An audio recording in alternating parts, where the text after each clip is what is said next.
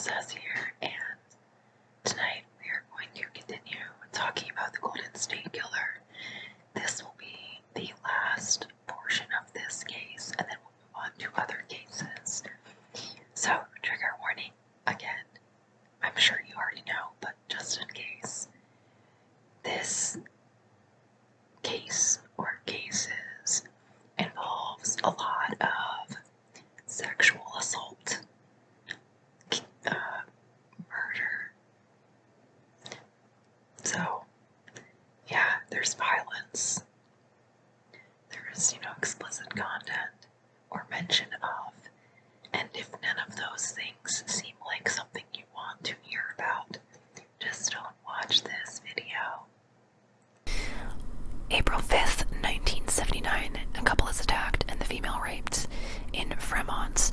June 2nd, 1979, 18 girls raped in Walnut Creek. June 11th, 1979, couple is attacked and female raped in Danville. June 25th, 1979, 18 girl is raped in Walnut Creek, which in this instance was 13-year-old Mary Burward. This attack occurred while other family members were in the home, which to me seems a little unusual for the Golden State Killer.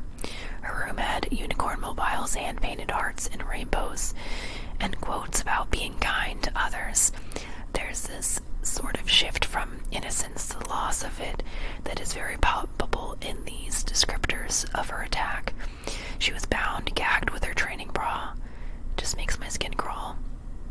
It all seems very intentional. And then raped. He left to move around her home and threatened to kill her family if she spoke. Mary manages to break the bindings on her legs and rush into her dad's room. He takes her to the hospital. The following day, they destroy her playhouse. As she says, this was where he stalked her, watched her, as there is a clear view from on top of it to her bedroom window. She talks about how her father was her strongest supporter, that he made her feel more normal. Unfortunately, by 15, he passed away from a heart attack, something she goes on to blame on her assault and the Golden State Killer.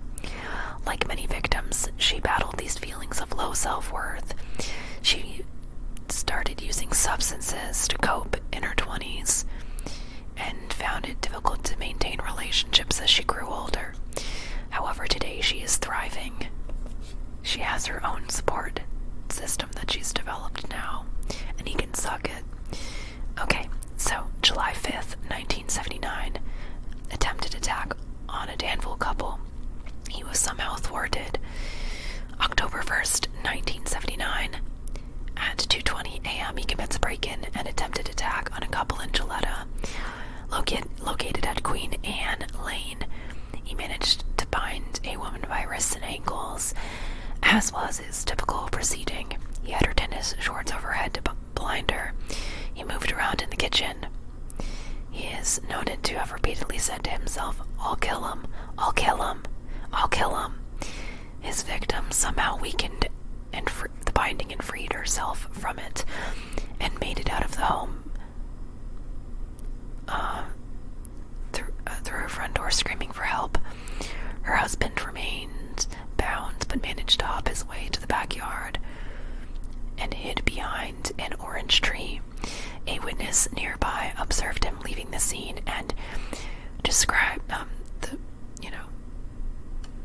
GSK, and described him as lean, moving furiously, and wearing a Pendleton shirt. Investigator described his chant as a guy pumping himself up for an athletic endeavor. When he was like, "I'll kill him," that chant. But it also hints at a greater escalation to murder. He did murder before, but intentionally setting out to murder. Okay. So when he breaks into the couple's home, their neighbor happened to be an agent with the FBI. He heard the noise and the disturbance, and he tries to pursue this intruder, but is unsuccessful, unfortunately. Alright, so now, December 30th, 1979, doctors Robert Offerman, orthopedic surgeon, and Dr. Deborah Manning, a psychologist. So Robert Offerman was 44.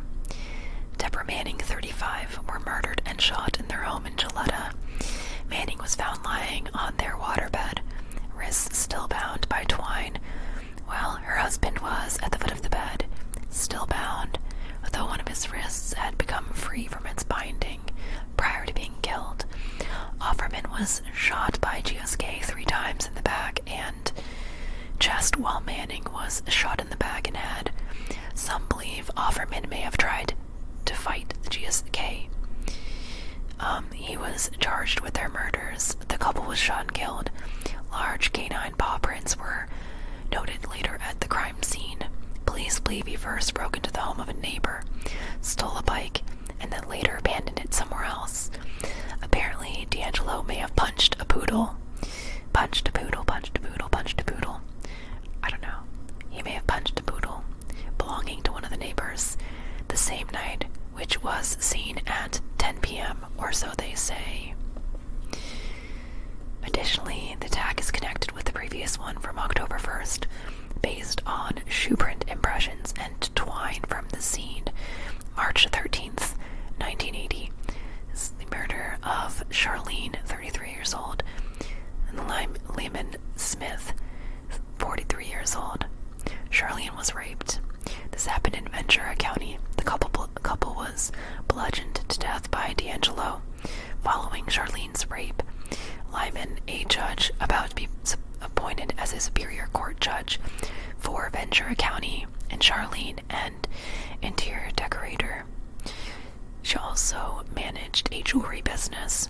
Their dead bodies were found by their 12-year-old son, which is just awful. The killer used what's called a diamond knot on Charlene's wrists, and at some point he gains the name of the Diamond Knot Killer. Believed to have been, so they were believed to have been beaten to death with a log. It is noted that when Charlene was assaulted, her husband was still in the bed while it was occurring. So he was charged with their murders, though it took 16 years for authorities to connect their crime scene to other crimes perpetrated by D'Angelo, recognized based on hand binding and various aspects of the break-in and subsequent murder. Numerous D'Angelo murders involved bludgeoning.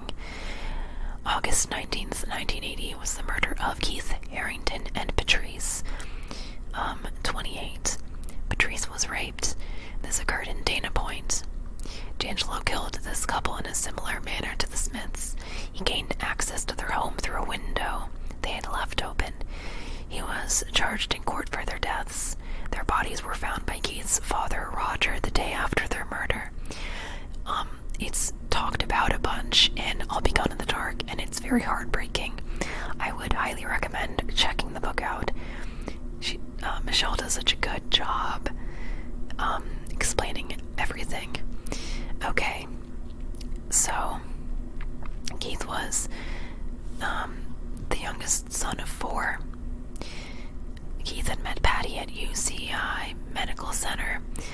The couple married a year into their relationship. They had dinner plans for Wednesday evening at 7 p.m.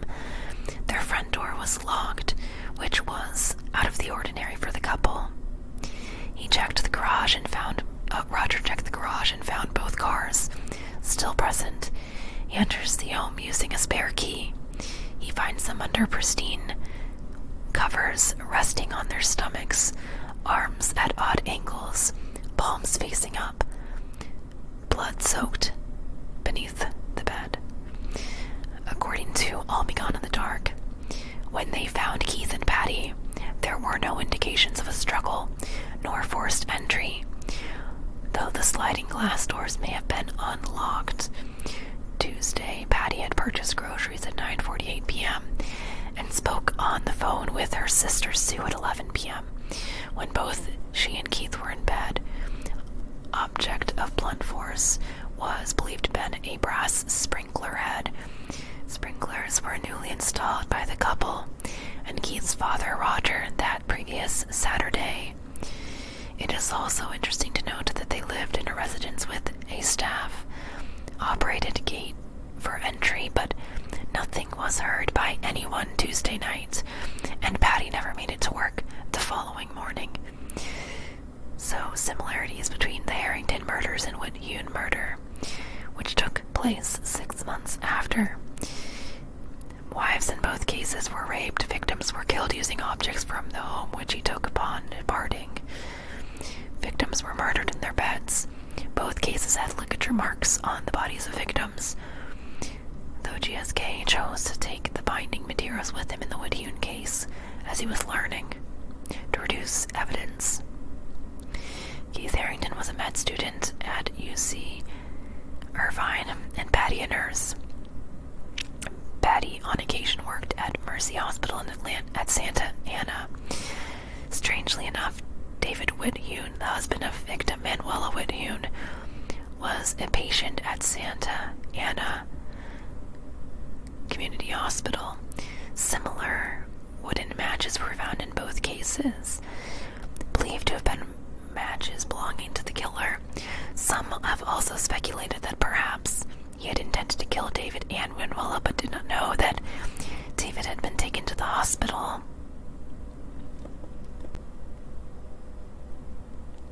Alright, so July 27th, 1981, the murder of Sherry Domingo and Gregory Sanchez happens in Gilletta.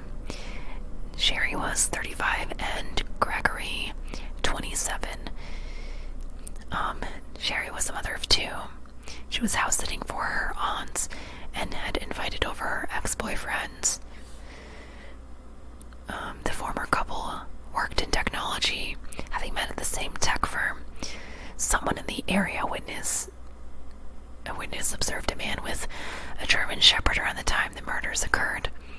He has been charged with their deaths. D'Angelo shot Sanchez twice and then beat him to death, bludgeoned 24 times in the head. He then tied up Domingo, raped her, and bludgeoned her to death, hitting her in the head at least 10 times. Her body was identified by the husband of Sherry's best friend. Daughter Debbie Domingo McMullen was 15 when her mother was murdered. She was staying over at a friend's house the night it happened. Her mother was 19 when she had Debbie, and when Debbie was 12, her parents divorced. Upon their divorce, her dad moved to San Diego, and Sherry remained in Santa Barbara. She and her brother would go back and forth, living with mom, and other times living with dad. As Debbie gets a little older, she becomes very defiant and unruly. She begins to disregard curfew and stay up all hours on the phone. She smokes cigarettes and goes out with her boys her mother does not approve of. She and Sherry end up arguing often. Debbie would leave the house angry and go over to a friend's house to cool off for a few days. After one argument, she stayed away for an entire 3 weeks. She was missing her favorite swimsuit and called home about picking it up. Her mother responds, "If you don't live here, then you've forfeited everything that you left." Angrily, Debbie says, "Why don't you just stay out of my life?" and hangs up. Classic teenager behavior, not knowing this would be the last time she would ever speak to her mom again. Something she says she has often felt very guilty about. Haunted, sharing that of course she loved her mom and had not meant to leave their relationship that way. Of course not, nobody would. Debbie lived with her dad, brother and step-siblings following her mother's murder. She graduated high school and had her own kids. Though her depression and addiction took over her life, her child ended up in foster care and she became homeless. Her kids end up living with her brother, and he invites her to stay over and attend church with the family. Eventually, she does manage to get sober to maintain employment and gains custody of her children. She is happily married. In 2002, authorities tell her that her mother's murder case is reopened, as police begin to suspect the case was connected to the ear. In 2011, DNA tests confirmed the murders were perpetrated indeed by the Golden State Killer. May 4th, 1986, 18-year-old Janelle Allen, 5'1". She was tiny in size, humorous, soft-spoken, and clever. She had a tendency to help people people being bullied in school. Janelle Cruz is raped and murdered in Irvine while her family is on vacation in Mexico. She was bound, raped, and bludgeoned to death. Janelle had just landed a job at a nearby pizzeria and decided to stay home by herself to work. On the night of her murder, she and a friend were hanging out when they heard strange noises coming from outside. They wrote these off as being sounds made by a cat. After her friend departed, she was murdered. The home was supposed to be shown off by a real estate agent the following day, who discovered her remains, having been raped and bludgeoned to death. Authorities believe she was beaten to death with a pipe wrench from her home, something GSK often did, kill people with objects from their own home, as I've mentioned. According to her sister Michelle, she was bludgeoned beyond recognition, saying, "It's a vision that has haunted me for 30 years.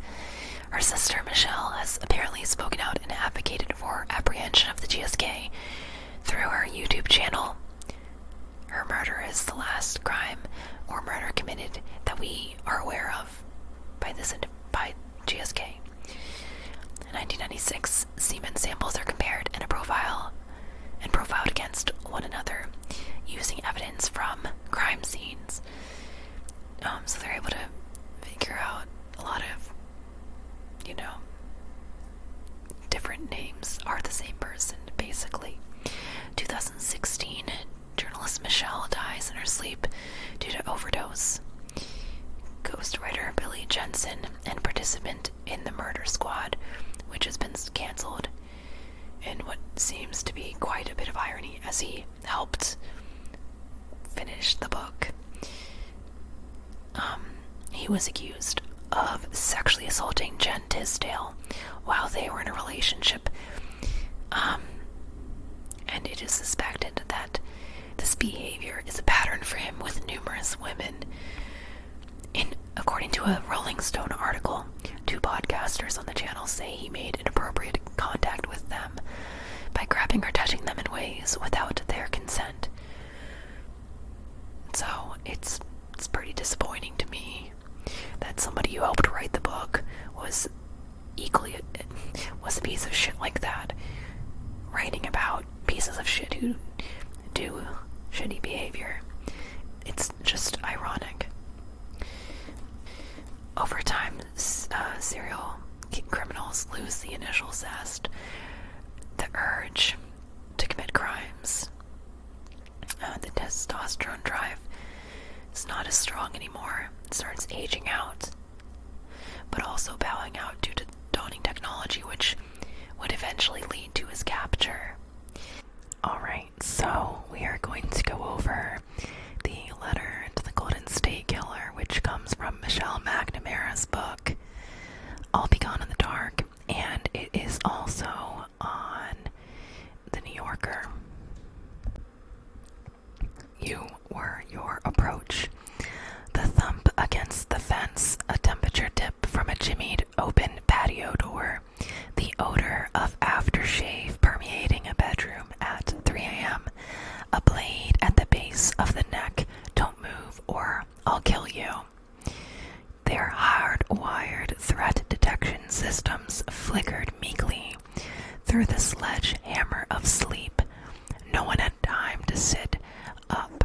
Awakening meant understanding that they were under siege. Phone lines had been cut, bullets emptied from guns, ligatures prepared and laid out. You forced action from the periphery, a blur of mask and strange gulping breaths. Your familiarity freaked them. Your hands flew to hard-to-find light switches. You knew names, number of kids, hangouts. Your pre-planning gave you a crucial advantage, because when your victims awoke to the blinding flashlight and clenched teeth threats, you were always a stranger to them, but they never were to you.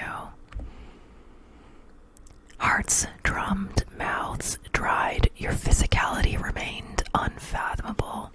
You were a hard-soled shoe, felt fleetingly. A penis slathered in baby lotion thrust into a pair of bound hands. Do it good. No one saw your face. No one felt your full body weight. Blindfolded, the victims relied on smell and hearing. Floral talcum powder, hint of cinnamon, chimes on a curtain rod, zipper opening on a duffel bag, coins falling to the floor, a whimper, a sob, oh mom, a glimpse of royal blue brushed leather tennis shoes, the barking of dogs fading away in a westerly direction. You were what you left behind, a 4-inch vertical cut in the window screen at the ranch house on Montclair in San Ramon, a green-handled hatchet on the hedges, a piece of cord hanging in a birch tree, foam on an empty Schlitz malt liquor bottle in the backyard, smears of unidentifiable blue paint, frame 4 of Contra Costa County Sheriff Department's photo roll 3 of the spot where they believe you came over the fence, a girl's purpled right hand which was numb for hours, the outline of a crowbar in dust, 8 crushed skulls. You were a voyeur, a patient recorder of habits and routines. The first night a husband working dispatch switched to the graveyard shift, you pounced. There were 4 to 7 day-old herringbone shoe impressions beneath the bathroom window at the scene on the 3800 block of Thornwood, Sacramento. Officers noted that standing there you could stare into the victim's bedroom. Fuck me like your old man, you hissed, like you knew how that was done. You put high heels on one girl, something she did in bed with her boyfriend. You stole bikini Polaroids as keepsakes. You stalked around with your needling flashlight and clipped repetitive phrases both director and star of the movie, unspooling in your head. Almost every victim describes the same scene, a time they could sense you return after a period of distracted ransacking in another part of the house.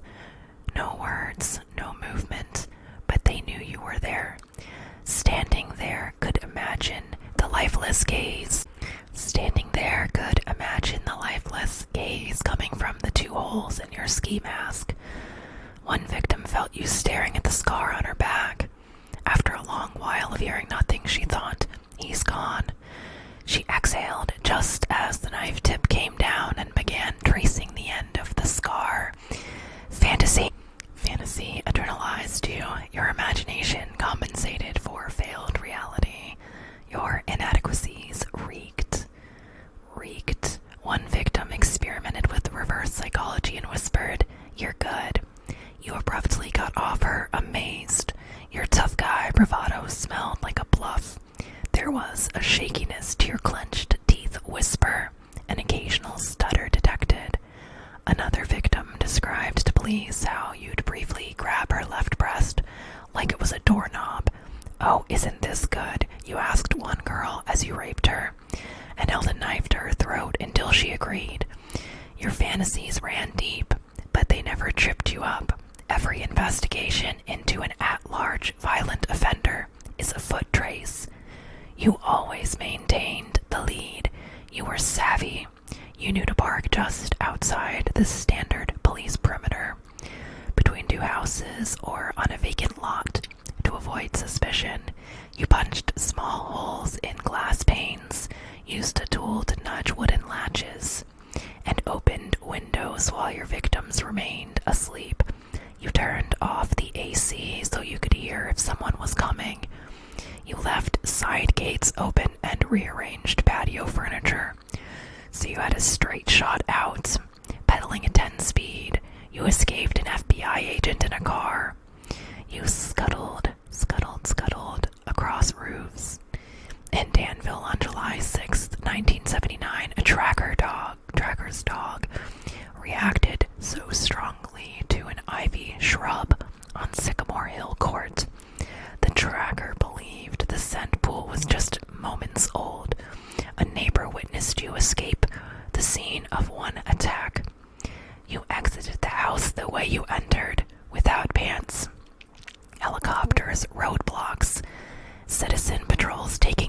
plate numbers, hypnotists, psychics, hundreds of white males chewing on gauze, nothing.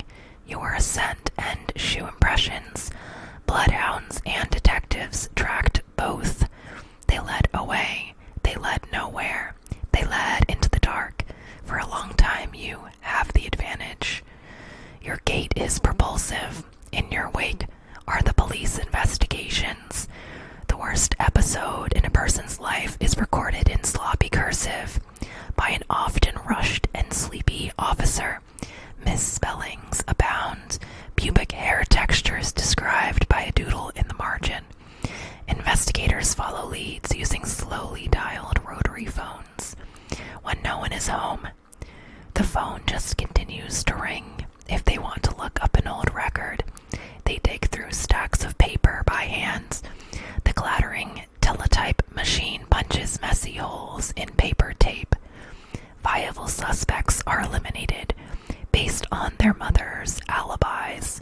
Eventually, the case report is put in a file, a box, and then a room. The door is shut. Yellowing of paper and fading of memory commence. The race is yours to win. You're home free. You can feel it. The victims recede from view. Their rhythm is off. Their confidence drained. They're laden with phobias and made tentative by memory. Divorce and drugs beset them. Statutes of limitations expire.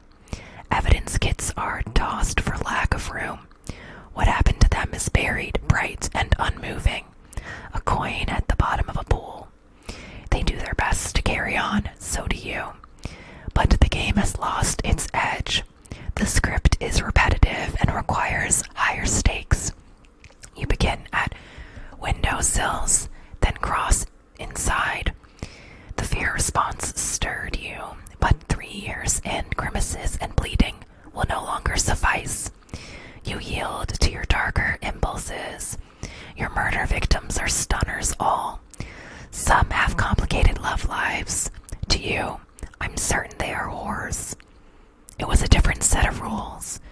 You knew you had at least 15 minutes to flee a neighborhood when your victims were left bound and alive in their homes.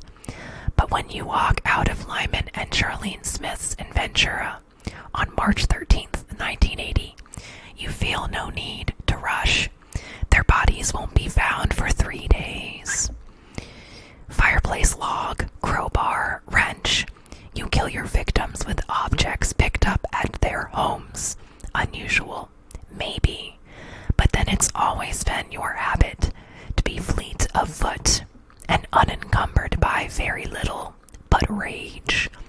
And then after May 4th, 1986, you disappear. Some think you died or went to prison, not me.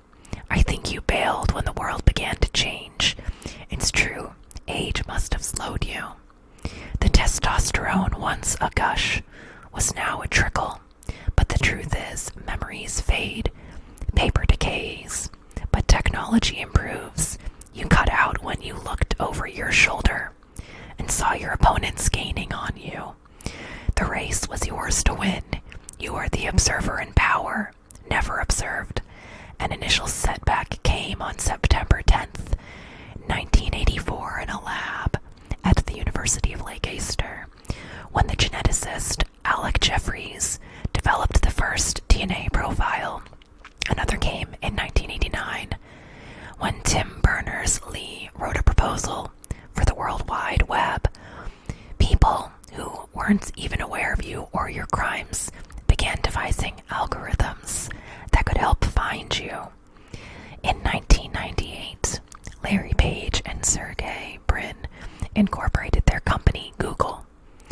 Boxes holding your police reports were hauled out, scanned, digitized, and shared. The world hummed with connectivity and speed, smartphones, optical text recognition technology. Customizable interactive maps, familial DNA. I've seen photos of the waffle stomper boot impressions you left in the dirt beneath a teenage girl's bedroom on July 17th, 1976, in Carmichael. A Killers had no choice but to physically plant themselves in front of windows. You excelled at the stealth sidle. But your heyday prowess has no value anymore. Your skill set has been phased out. The tables have turned. Virtual windows are opening all around you. You, the Master Watcher, are an aging, lumbering target in their crosshairs. A ski mask won't help you now. One victim's phone rang 24 years after her rape. You want to play? A man whispered. It was you. She was certain. You played nostalgic like an arthritic former football star running game tape on a VCR. Remember when we played? I imagine you dialing her number alone in a small dark room, sitting on the edge of your twin bed, the only weapon left in your arsenal. The firing up of a memory, the ability to trigger terror with your voice. One day soon, you'll hear a car pull up to your curb, an engine cut out. You'll hear footsteps coming up your front walk, like they did for Edward Wayne Edwards, 29 years after he killed Timothy Hack and Kelly Drew in Sullivan, Wisconsin, like they did for Kenneth Lee Hicks, 30 years after he killed Lori Billingsley in Aloha, Oregon. The doorbell rings. No side gates are left open. You're long past leaping over a fence. Take one of your hyper-gulping breaths. Clench your teeth. Inch timidly toward the insistent bell. This is how it ends for you. You'll be silent forever, and I'll be gone in the dark. You threatened a victim once. Open the door. Show us your face. Walk into the light. Alright, so that's the end of that letter she wrote. And you know what? It happened. So, capture and subsequent arrest of the Golden State Killer in 2001. DNA tests comparing the DNA from cases of the East Area Rapist and those of the original Night Stalker were found to be that of the same offender. In 2016, Michelle Macnmara passed away on April 21st, the result of a heart condition and a drug overdose. She was taking Adderall, Xanax, and fentanyl. 2 months later, on June 15th, FBI formally announces greater efforts, a task force and funding going towards his cases. In 2017, a free genetic genealogy database called GEDmatch is used to attempt to track him down. February 27th, 2018, Patton Oswalt, husband of Michelle Macnmara, finishes and releases her book, I'll Be Gone in the Dark. The book, which Michelle was at least a third of the way through when she passed away. 2 months later, by April 2018, D'Angelo's name emerges as a possible GSK suspect. He was living in suburbs, Citrus Heights, part of Sacramento County, when police came to arrest the 72-year-old man at the time. Though he is thought to have raped,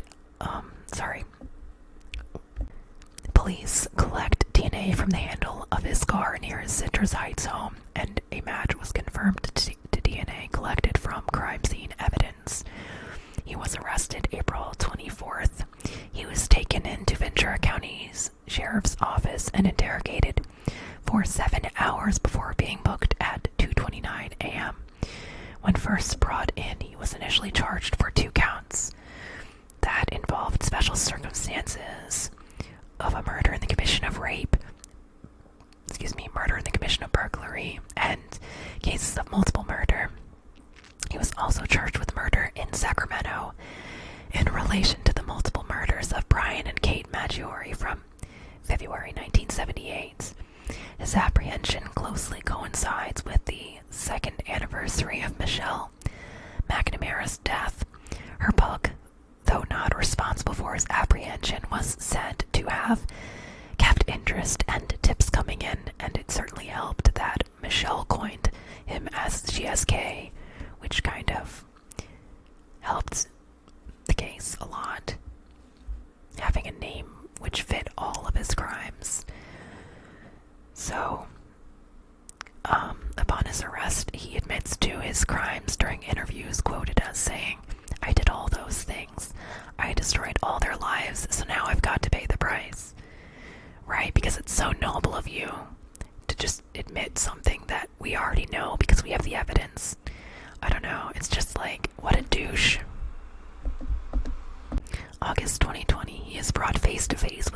his victims and their loved ones in courts. Also, according to a 2018 article, the judge on the case allowed prosecutors to collect additional DNA and other evidence, such as photographs of various parts of his body, which also included his genitals, or his exceptionally tiny penis. His public defender actually tried to argue this was D'Angelo having it to incriminate himself, and that it would go against his Fifth Amendment. Obviously that didn't work, so I found that a little bit humorous, and yeah, how does it feel to be humiliated? So the trial, his hearing was moved to a university's ballroom due to the sheer number of victims and their family members who sought to attend. Reference to his tiny peen generates some mirth in the midst of his trial. Just in part out of the humiliation it caused him, they had him stand there posed naked to determine if his penis matched descriptions by victims and witnesses. During trial, he attempted to feign illness and mental incompetence, but no judge or expert fell for it, especially since they observed from jail footage the degree of ease he still had in his movements, as this contradicted this image of weak infirmity he was trying to portray. He also supposedly tried to fake a heart attack. He tried to also blame this inner voice named Jerry for driving him to kill people, referring to Jerry as his alter ego. He is said to have muttered to himself in the interrogation room, saying, "I did all that. I didn't have the strength to push him out. He made me. He went with me. It was like in my head. I mean, he's a part of me. I didn't want to do those things. I pushed Jerry out, and he had a happy life." It just sounds too much like he took a page out of David Berkowitz's book. Additionally, there was no evidence anyone in his life or in his family had in any way come into contact with this inner voice named Jerry or ever heard of this, which is rather sus. So according to criminologist James Allen Fox, it's rare for serial killers to hear voices or have multiple personalities, and the ones that do are usually caught fairly easily because of the level of confusion. Such an affliction would usually be part of a larger mental illness, like schizophrenia. The ones that stay at large for long periods of time have the ability and the cunning and the clarity of thought to carry out murders and cover them up so as not to be apprehended. Also, D'Angelo and his lawyer made no efforts to push for an insanity plea. So, victims' statements from court. Prior to her assault, Hanneman had felt happy and carefree. This changed irrevocably following her assault. She became more vigilant, afraid, and her sense of security was destroyed. Victim Peggy Frank shares how even 44 years later, as of 2020, she often feels unsafe and is hypervigilant. Victims Bob and Gay Hardwick spoke in court about what they endured in the spring of 1978, how Bob was restrained and dishes were placed on his back as his wife Gay was moved to the living room and assaulted for several hours. According to Gay, he ate from my refrigerator and he drank 2 beers while I lay bound and blindfolded. He ransacked our home, and in between he tormented me with threats of death. So quotes and experiences of Chris Pedretti. At the time of the assault, she felt numb. She stopped playing piano as it became something she would associate with her attack. After disclosing her painful experience to her friend over the phone, she was reprimanded by her father. Of this experience, Pedretti said, "I think that at that moment, that would probably be the beginning feeling of shame. With time and watching other victims courageously come forward, she ends up choosing to do the same.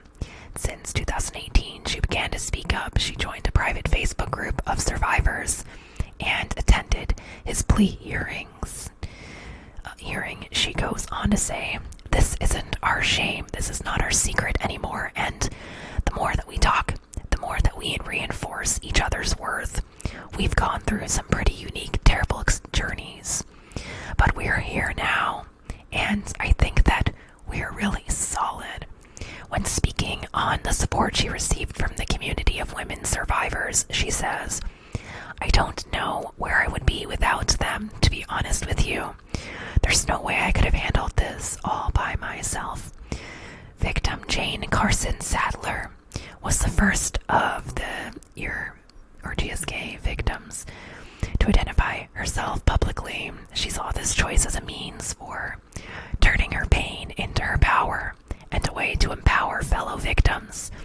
She is the author of a book called Frozen in Fear, a true story of surviving the shadows of death, where she comes forward as his fifth victim. Her book was published in 2014. She was interviewed by the Discovery Channel in 2013, and in 2018 spoke with news sources about how for so long she carried a backpack of feelings of revenge, of hate, of course of guilt, of shame, of anger. But I no longer carry that. I had to come to a point in my life where I finally forgave him. And at that time, I was able to get rid of that backpack. It was holding me down for so long. She attended the plea hearing in a fluorescent orange shirt with the words, "Victim Survivor, Thriver" on it. You have to do something with this horrible crime that's been committed against you. You can't let it destroy your life. Life is too beautiful. Life is too good. Life is too precious. So you've got to move on, reach out, help other women that have been through something similar. Just badass. When details of his attack were described in court, he refused to look at her. I don't think he looked at any victims. Schultz's family, when speaking of his mother, Pete Schultz, said, "We have all survived because of her bravery and resolve to do whatever it took to save herself and her family." Since her assault, Winnie continued to live in fear of D'Angelo. After his arrest was the first night she was able to really sleep in 44 years. Just imagine. So Hayes, partner to Rhonda Ortiz, talks of the trauma's impact on his partner Ortiz, saying her rape affected her to the point she disappeared. Survivor Gladys Reader shared in her statement that she survived and thrived through all the love and support shown to her by family and friends. One friend in particular was really there for her after the rape and even flew across the country to support her. As she read her statement in court, Joanne Meow, I can't say her name, I'm sorry, Meow, my apologies. Her impact statement: while her attacker may have believed he broke her, she lived and regained her confidence, her endurance, that she has not let fear run her life. She calls him out saying, "You're just one of those weak, powerless men who use your physical strength to hurt women." Sentencing. He was sentenced to 11 consecutive life sentences without parole. He agreed to a plea deal in order to escape capital punishment. His sentence commenced August 17th of 2020, and as of the articles that I read, he is in California State Prison. Victim solidarity. Statements from victims regarding the impact of their experiences had on their lives were offered up courageously in Shaver Courthouse of Sacramento, California. According to one of his victims, in 1976, women were treated more like suspects than victims when it came to rape. For some, this made them feel a diminished sense of self as a result. According to victim Mary Burward's impact statement, she felt like she had a neon sign on her forehead that stated "raped," and thought as a preteen and teen that she had to prove that she was brighter than that sign. She said even though she knew what happened wasn't her fault, she knew that it was hard for some people in her community to look at her because it caused them pain. Survivor consolidation. Their pain and experience brought them together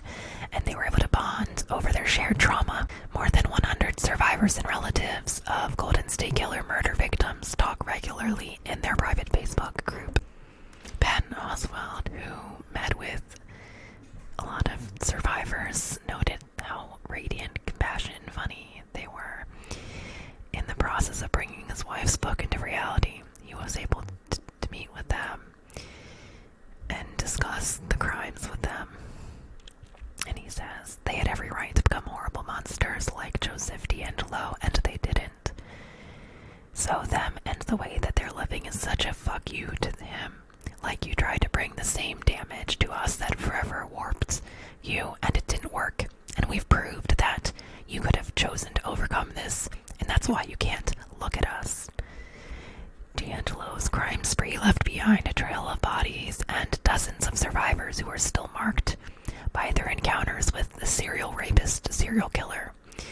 With Macnamara's book, the release of the docuseries, and the Golden State Killer's capture, the stories of these victims, both living and dead, are being told. So D'Angelo's string of crimes left a sense of palpable fear and anxiety amongst the community. Some started sleeping with their guns under their pillow, or adopting dogs to feel more secure. He terrorized people and committed horrible acts. So we're going to end this on this quote here. So one of the early or original detectives in Sacramento, Carol Daly, said, "The nightmare has ended. He is the one forever alone in the dark." So with that note, I hope you found this interesting, and please like and subscribe if you enjoyed this video.